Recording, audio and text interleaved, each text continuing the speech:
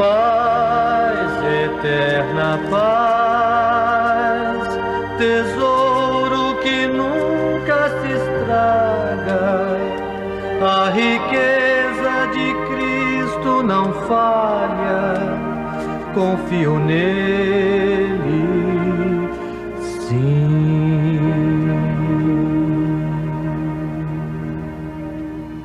Olá, meu amigo, minha amiga, sejam todos bem-vindos para mais um estudo da Bíblia. Estamos investigando as Escrituras por meio deste guia aqui, Administradores Fiéis. Hoje chegamos à lição de número 7, Meus Pequeninos Irmãos. Eu queria agradecer a você que está aqui no canal, que assiste os nossos vídeos. Eu considero você o meu irmão também. Somos todos filhos de Adão, somos todos filhos de Deus. E um dia nós vamos nos conhecer pessoalmente. Enquanto não chega esse dia, muito obrigado por você prestigiar aqui o canal. Obrigado pelos comentários. Eu recebi muitos comentários nas últimas 3 semanas de incentivo, né? E nós vamos continuar. Eu quero agradecer do fundo do coração você que colocou os comentários, você que expressou ali algumas palavras de apoio e de carinho. Eu respondi metade de vocês. Não consegui responder a todo mundo ainda, mas muito obrigado. Eu venho aqui externar a minha gratidão do fundo do coração a todos vocês aqui da família Adventismo Vivo. Também quero agradecer você que está compartilhando a lição de jovens. Às vezes ela não está chegando no início da semana, mas fique atento, né, que todas as semanas nós liberamos a lição de jovens e você precisa nos ajudar, né, enviando essa lição para a classe dos jovens, para a sua igreja, para os seus familiares, amigos, sobrinhos, às vezes que estão ali na idade da classe dos jovens, tudo bem?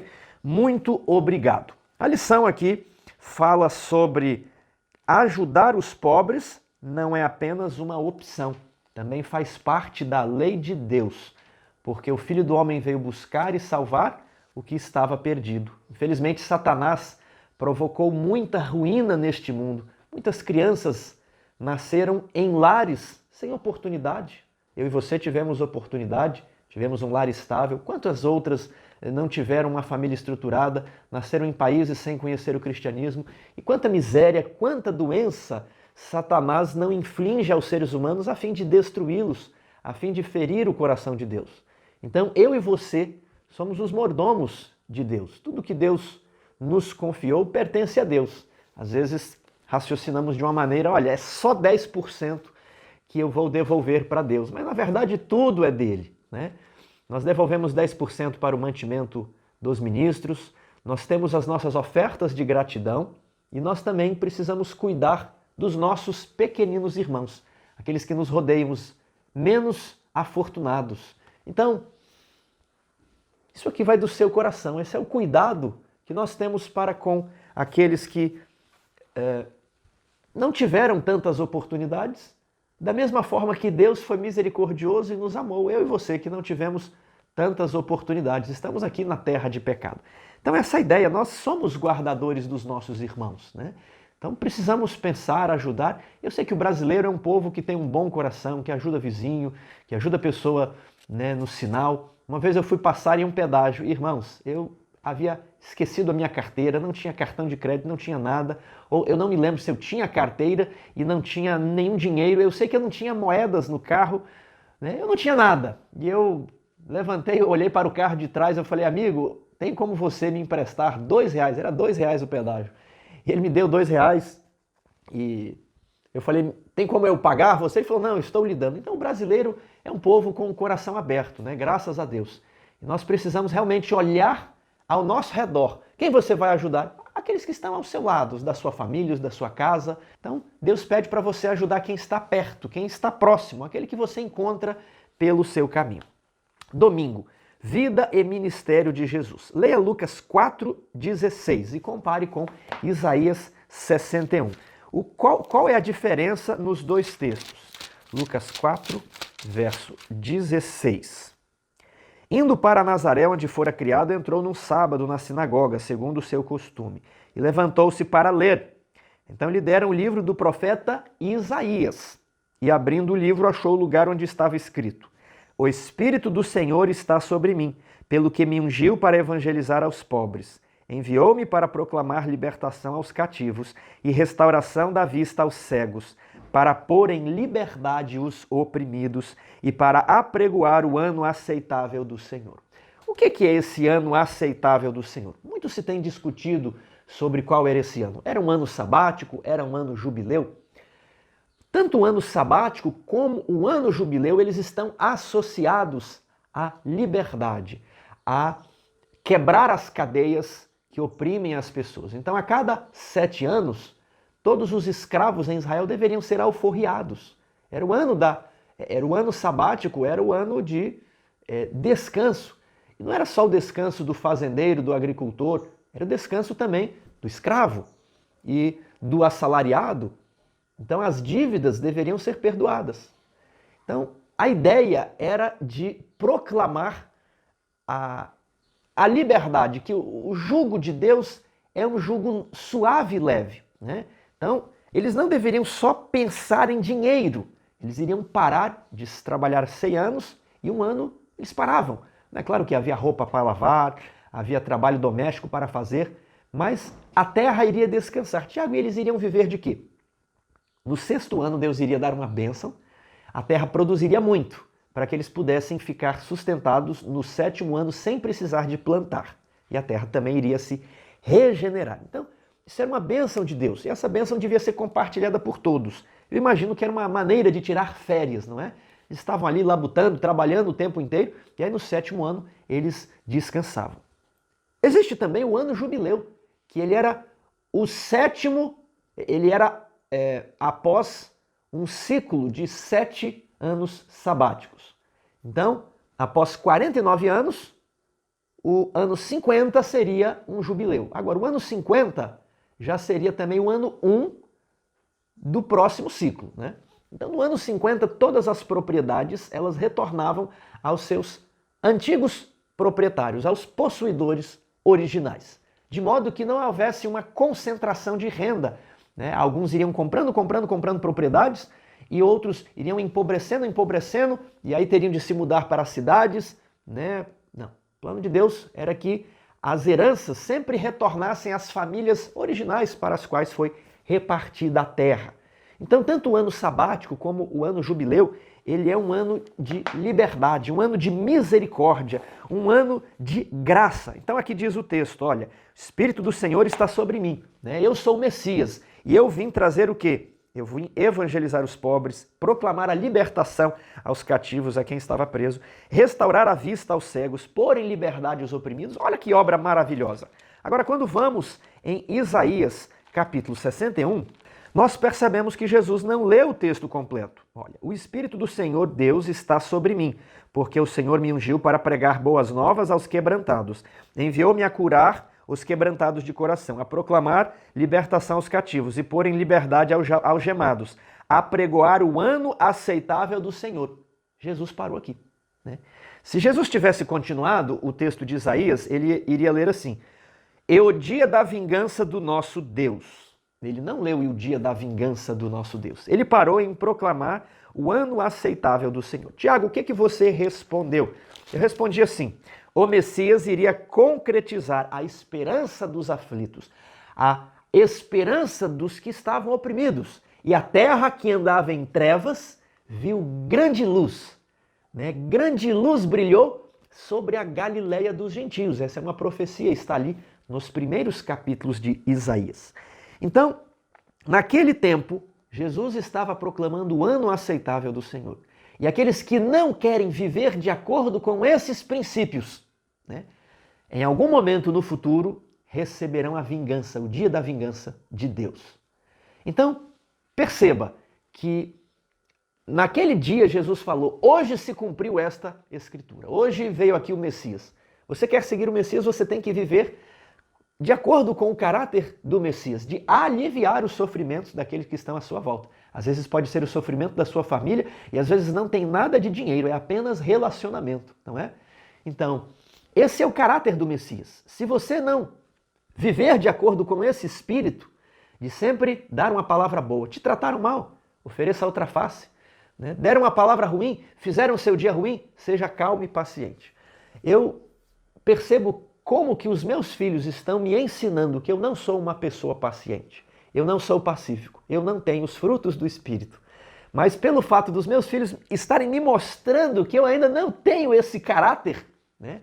Eu tenho a oportunidade de me preparar. Este é o ano aceitável do Senhor. Hoje é o dia da salvação, né? Então hoje estamos nestas horas de graça. Agora um dia virá a vingança do Senhor. Não quer você também libertar os pobres, ajudar os desafortunados? Hoje é a oportunidade de você ser um Messias, um libertador para aquelas pessoas. A religião pura e sem mácula para com Deus e Pai é esta: visitar os órfãos e as viúvas nas suas aflições e guardar-se incontaminado do mundo. Algumas pessoas às vezes pensam em pegar os dízimos e direcionar para os pobres. Mas você já pensou que esse pode significar um ato mesquinho?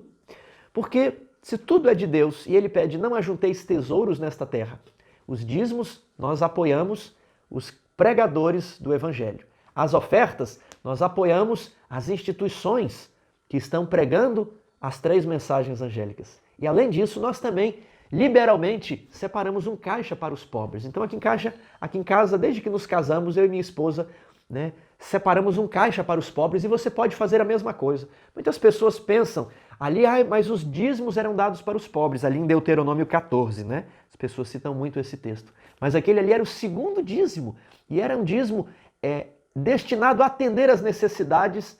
Às vezes alguma pessoa bate a sua porta e você pode atender aquela necessidade com um caixa, com o segundo dízimo que você já separou, entendeu? Então, pegar o dízimo e colocá-lo para auxílio dos pobres e pronto, acabou ali, não é um ato de benevolência para com Deus, mas você está separando apenas o mínimo para com Deus. A ideia é que tudo é proporcional, dentro do que Deus te deu, o que você pode ajudar alguém. Às vezes não se trata de dinheiro, pode ser um dia de serviço, pode ser uma visita, existem várias maneiras de nós suprirmos as necessidades das pessoas. E hoje, sabe quais são as maiores necessidades das pessoas, pelo menos aqui no Brasil?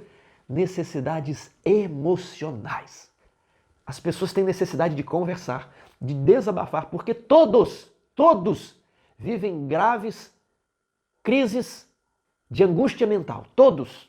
Eu não conheço uma pessoa que não tem graves momentos de angústia, de crise, de dificuldade. Todos precisam conversar. E por isso que as pessoas estão enlouquecendo. Elas estão enlouquecendo por causa de um casamento, por causa de um relacionamento, por causa que o mundo está ficando doente. É muita tela, é muita informação, é muita pressão, não é mesmo? Então as pessoas hoje são pobres emocionalmente. E nós podemos ajudá-las nesse sentido também. Segunda-feira, provisão de Deus para os pobres.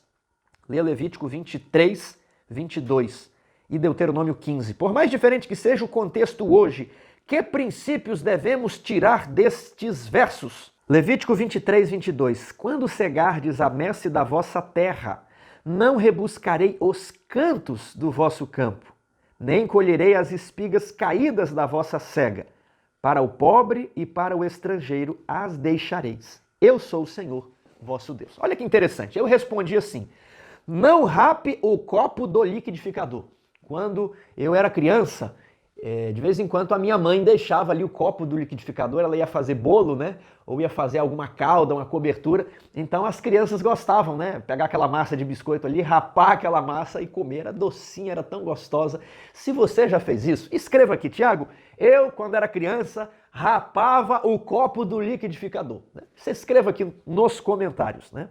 Então, esse é o conselho de Deus. Você vai fazer a sua colheita lá na sua roça, né? Não vai atrás de aquele galho ali mais alto, vamos rapar tudo, não deixa nada. Não, deixa um pouquinho ali. Né? Não seja tão meticuloso ali. Por quê?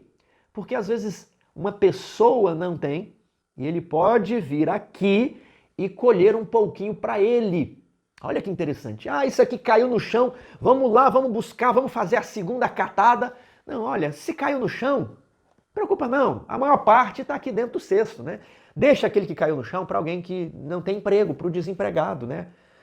Então, aqui é um princípio interessante, tanto para o proprietário da terra, não rape o copo do liquidificador, deixa um pouquinho para as crianças, né? Tanto para o proprietário da terra, como também para o desempregado. Qual que é para o proprietário da terra? Não seja tão ganancioso, não rape, não esprema tudo, a última gotinha. Agora, para o desempregado, você também não vai receber de mão beijada. Você vai ter que ir lá na propriedade do seu fulano de tal, procurar aquelas árvores que sobraram uma fruta, e se você trabalhar o dia inteiro ali, você vai conseguir ganhar uma diária ou talvez até mais, entendeu? Então esse é o princípio para as duas pessoas. De que maneira o evangelho, a ideia de que Cristo morreu por todos, deve impactar nossa forma de tratar todos, independentemente de quem sejam. Todos são objetos do amor de Deus. Todos são objetos do amor de Deus. Agora, às vezes o pêndulo do mundo vai para extremos, né? Às vezes ele vai para extremos de dureza, às vezes ele vai para extremos de um amor meloso, né? Então, aqui nós temos o princípio: não colha tudo, não rape tudo, e também temos para o desempregado: olha, você quer, lá tem uma colheita ali que você vai encontrar alguma coisa. Aí a pessoa, não, assim eu também não quero. Aí não é um princípio de gratidão. Às vezes a pessoa quer receber tudo de mão beijada. Lá em, acho que é Tessalonicenses, Paulo ele dá alguns princípios para a igreja. Ele fala, olha, tem aqui a distribuição de cestas básicas. Vocês vão distribuir para quem? Para aquelas viúvas que lavaram os pés dos apóstolos, aquelas que se empenham aqui na igreja. Agora, tem aquelas viúvas tagarelas que ficam aí pela rua batendo perna à toa, são novas. Essas aí, né, não parece que vão receber aqui a cesta básica da igreja. E aí ele coloca um princípio ali, que é um princípio um tanto quanto duro: aquele que não quiser trabalhar, que também não coma. Olha, a colheita que sobrou está lá na roça, você pode ir lá e colher, né? Mas se você não quiser colher, infelizmente também não vai dar para comer. Vocês percebem como o evangelho é equilibrado? Agora, existe aquela pessoa que é cadeirante, ele sofreu um AVC, está lá deitado na cama. Aí não, meus amigos, aí nós temos que carregar essa pessoa no colo, igual aqueles amigos carregaram um paralítico e colocaram ele perante Jesus. Agora, a pessoa tem ali 20, né, 30 anos, eu nem falo 20, tem 15, às vezes já pode trabalhar. Né? Um menino de 15 anos que não ajuda a mãe, misericórdia. Eu estou aqui colocando os meus com 7, 8, 9 anos para enxugar vasilha, para varrer uma casa. Às vezes não fazem tão bem, mas tem que aprender desde cedo. Né? Então a pessoa tem ali 15, 20, 30 anos, né? Eu estou sem emprego. Né? Olha, alguma coisa você vai encontrar para fazer, você não vai passar fome, você está respirando. Eu estou falando para pessoas que têm saúde. É claro que tem pessoas que estão doentes, né? Mas se você tem saúde e se você for procurar, né, na expressão popular, um bico para você fazer, você vai encontrar. Tudo bem? Mas aquele irmão dono da colheita, deixe o outro que não tem fazer o bico. Né? Não seja tão mesquinho, tão ganancioso, não rape o copo do liquidificador. Né? Procure, dá uma facilitada também. Ele está ali, ele não tem emprego, mas ele está disposto. Então, arranja aí um quintal para ele capinar, um jardim para ele cuidar. Né? Dá uma força, ele vai se esforçar e você também vai ajudar. Então, são dois aqui, dois se ajudando, tudo bem? Jovem rico, terça-feira. Leia Mateus 19, o que Jesus quis dizer com essas palavras. Verso 16.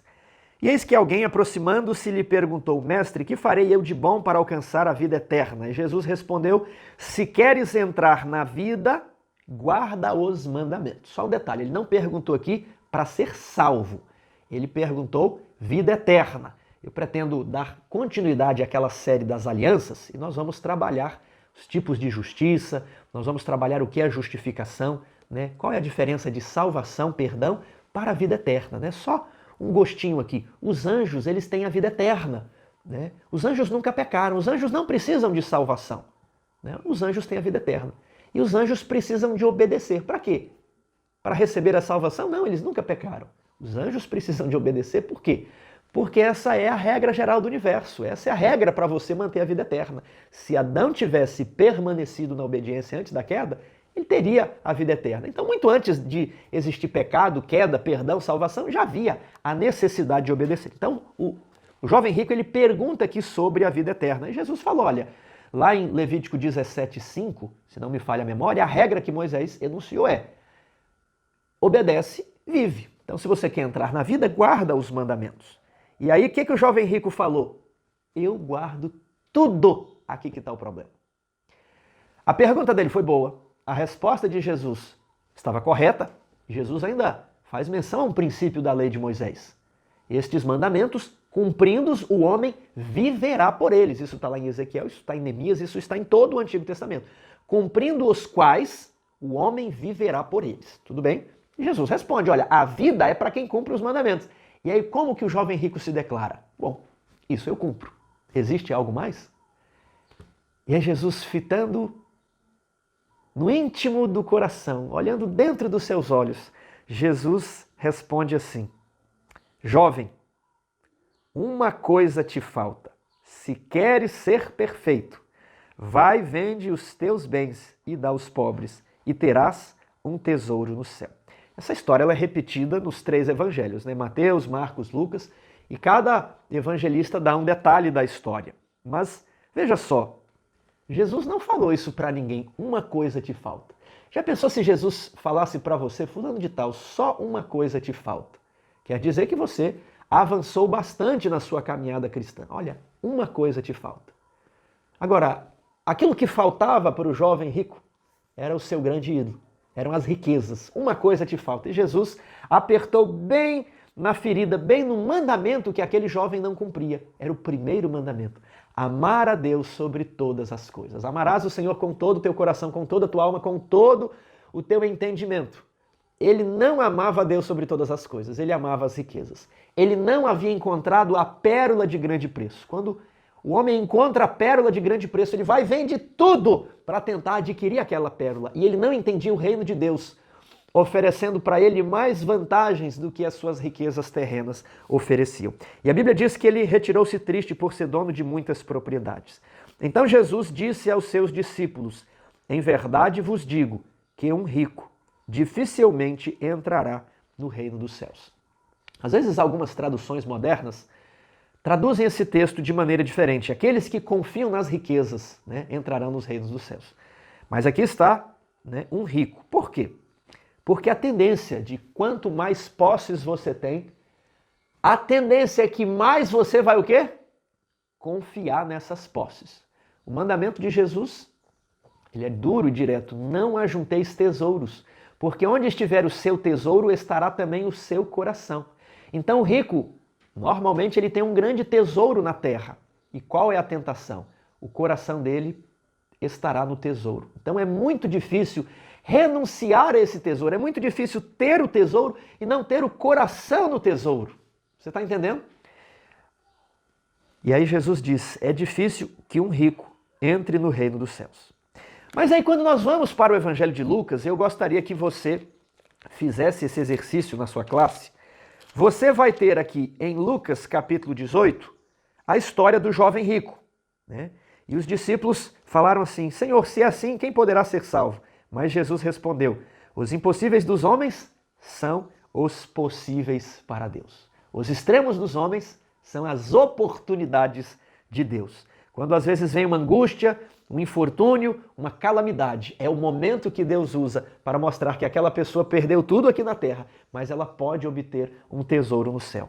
Jesus ele vai curar o cego Bartimeu, no final do capítulo 18 de Lucas, e o capítulo 19 é Zaqueu. Então eu gostaria que você não perdesse de vista na sua classe. O texto está de Mateus 19, mas você pode trabalhar Lucas 18 e Lucas 19, porque você tem dois homens ricos. Na terça-feira nós temos o jovem rico, o advogado rico, e na quarta-feira nós temos Zaqueu, o coletor de impostos, o chefe dos publicanos. Leia Mateus 19. Quais foram as diferenças entre a experiência desse homem rico com Jesus e o jovem rico? Jesus pediu que o jovem rico desse tudo. Zaqueu, nós não sabemos, mas a Bíblia fala que ele se prontificou a dar metade. Agora veja o detalhe, não só metade, ele fala, e se em algo eu defraudei alguém, com a outra metade, né, é claro, ele iria indenizar de acordo com a lei de Moisés, restituindo 4 vezes mais. O jovem rico, ele não se achava perdido, mas Zaqueu sentia-se condenado. Como nós sabemos isso? Aqui no verso 9, Lucas 19, 9. Então Jesus lhe disse, hoje houve salvação nesta casa, pois que também este é filho de Abraão. Porque o Filho do Homem veio buscar e salvar o perdido. Ele não veio buscar os que já estavam prontos, os que não mais necessitavam de nada. O jovem rico, na cabeça dele, ele fala, eu guardo tudo, eu tenho cumprido tudo. Tem algo mais? Existe alguma coisa? Porque a lei eu já cumpro. Eu já sou perfeito. Eu não sou perdido. Mas Zaqueu se considerava culpado e perdido. E Jesus falou, eu vim salvar aqueles que estão perdidos.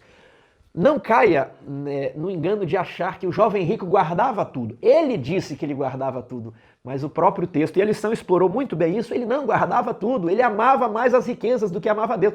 Ele falhou no primeiro mandamento. Então, muitos falam de nada adianta guardar a lei. Ele guardava tudo, mas ele não tinha o amor. Ele não guardava tudo, porque o amor é um mandamento. Quem ama cumpre a lei, de modo que o cumprimento da lei é o amor. Então é preciso cumprir a lei com amor. O amor é uma parte da lei. Você cumpre a lei com amor. Quem cumpre a lei sem amor não cumpriu nada. Então, ele não amava a Deus. E Zaqueu sentia-se perdido. O jovem rico estava cheio. Zaqueu sentia-se vazio. Como é que você se sente, meu irmão? A abertura da lição, e ela está aqui na descrição do vídeo, né? Você confira o link, você pode baixar esse link e passar na sua igreja. Quem viveu nos anos 80, quem foi criança como eu nos anos 80, e muitos aqui nos comentários disseram que, olha, eu assistia os desenhos bíblicos ali no SBT. Televisão, né, na maior parte das vezes não tem coisa boa, mas esses desenhos eles eram muito bonitos, muito tocantes e as músicas eram muito espirituais, né? Então, a abertura da nossa lição, ela foi retirada de um desenho bíblico, daqueles que passavam ali na década de 90. Se você era dessa época, meu amigo, deixe um comentário aqui, ajude o vídeo, inscreva-se na nossa lição agora, por favor. Se você está gostando de estudar a Bíblia, inscreva-se. Peça para seus amigos ali no WhatsApp se inscreverem também. Então, se você lembra e assistir aqueles desenhos, havia ali o desenho de Zaqueu. E no episódio de Zaqueu, o desenho, os autores, os roteiristas trabalharam justamente o jovem rico, o cego Bartimeu e Zaqueu. E eles trabalham dois ricos e Jesus fala, dificilmente um rico entrará no reino dos céus, mas imediatamente nós temos um rico que entra no reino dos céus, que é Zaqueu. E eu gosto de uma reflexão que os roteiristas colocaram ali na boca de Zaqueu, mas que pode muito bem ter sido real. Eles colocam que em um dado momento que Zaqueu amava o dinheiro, Zaqueu era avarento, tanto é que ele roubava, né? Ele cobrava mais, ele era o chefe dos publicanos, uma raça que era odiada ali em Israel. E em um dado momento ele olha para as suas riquezas e ele começa a colapsar, ele começa a entrar em crise, ele diz, porque parece que agora as minhas riquezas não fazem sentido. Porque parece que o ouro perdeu o seu brilho. Eu não sei se você já pensou assim. Talvez eu esteja aqui falando para alguém de posses, alguém rico, ou talvez esteja aqui assistindo a essa lição alguém muito rico. E talvez você construiu uma casa linda, você mobiliou aquela casa com móveis planejados. Você tem vários carros na garagem. Mas em um dado momento você olha para tudo aquilo e fala, isso não tem sentido. Isso não preenche o vazio do meu coração. Porque parece que o ouro perdeu seu brilho. O que são essas riquezas comparadas com os tesouros celestiais? O que é tudo isso comparado com os tesouros do amor, da misericórdia? Talvez você olhe para você mesmo, olhe para suas riquezas e se pergunte, o que eu sou sem essas riquezas? O que eu vou ser sem tudo isso? De nenhum modo eu estou pedindo para que você dê as suas riquezas para uma instituição, para a igreja. Não estou dizendo nada disso. Não compactuo com a teologia da prosperidade. Mas uma coisa eu digo, de algum modo você tem que contribuir para o avanço do reino de Deus. Nicodemos e José de Arimateia eram homens ricos. José de Arimateia pagou um caríssimo funeral para o mestre, para Jesus. E eles empregaram seus recursos para fortalecer aqueles discípulos pobres. Você se lembra que Pedro, e todos os demais, com exceção de Mateus, que era cobrador de impostos, eram pobres. E eles foram patrocinados por Nicodemos e José de Arimateia, e muito provavelmente por Zaqueu. Então, como você vai empregar as suas riquezas? Elas não são para o nosso engrandecimento. Então, se em algum momento você olha para tudo isso, para a sua casa, para o seu carro, para a sua casa de campo, para a sua empresa e fala, por que isso não preenche? E nunca vai preencher. Se você não compreender que tudo isso aqui será destruído, que a nossa vida é passageira, que não devemos ajuntar tesouros, que o nosso coração não deve estar aqui, e nós devemos nos focar nos tesouros do céu. A música que nós cantamos aqui, a abertura desse vídeo, ela é extraída, é a vida de Zaqueu. Minhas mãos eram cheias de dinheiro, mas vazio estava o meu coração. Mas tudo isso mudou, meu coração ficou diferente porque ele encontra Cristo.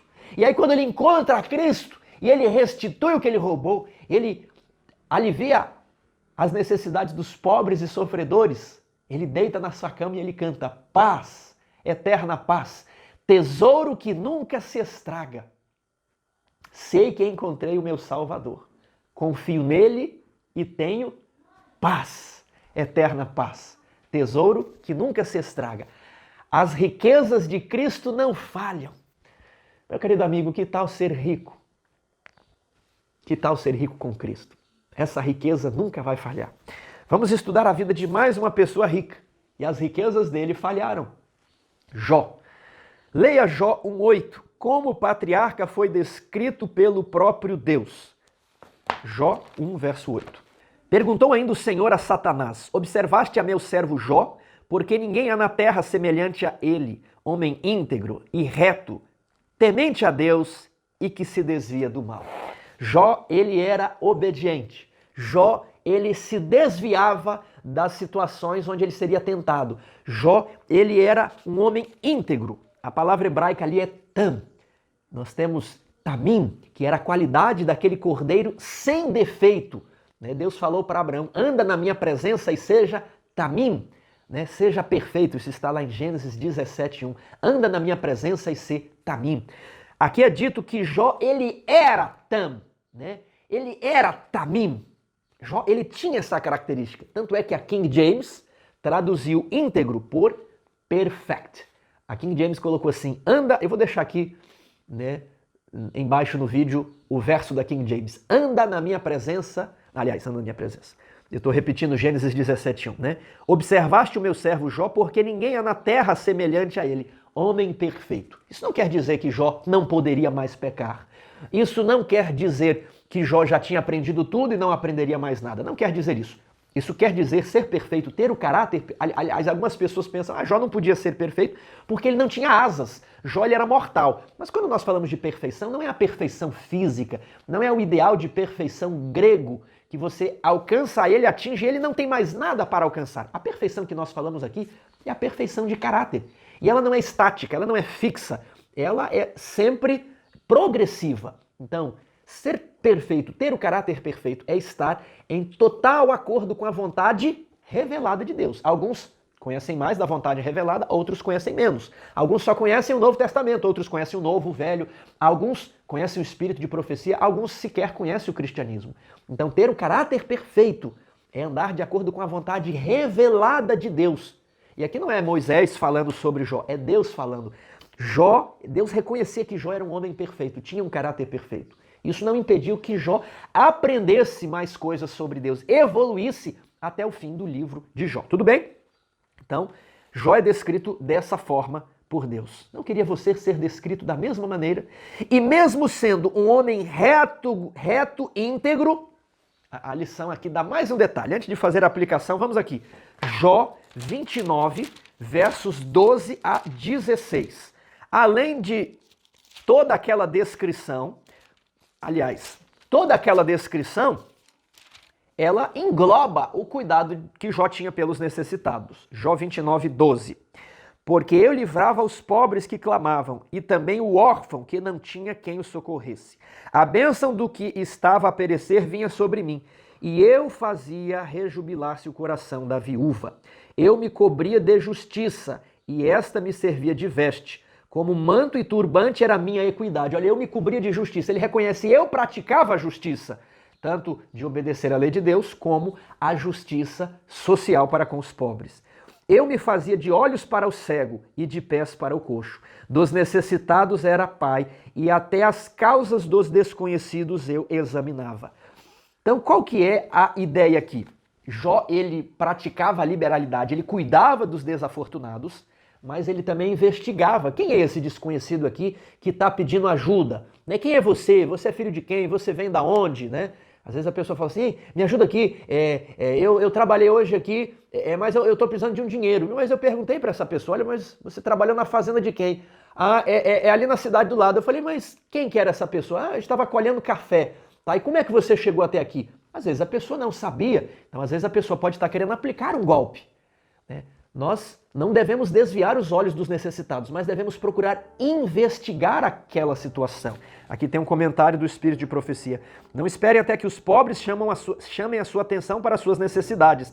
Ajam como Jó fazia. Aquilo que ele não sabia, ele investigava. Façam um giro de inspeção e verifiquem o que é necessário e como melhor pode ser suprido. Então uma coisa é investigar quem pede, e outra coisa também é você ir atrás. Existe alguma pessoa precisando de auxílio aqui no meu bairro, tudo bem? Investigue aquela situação, mas seja liberal nas suas ofertas.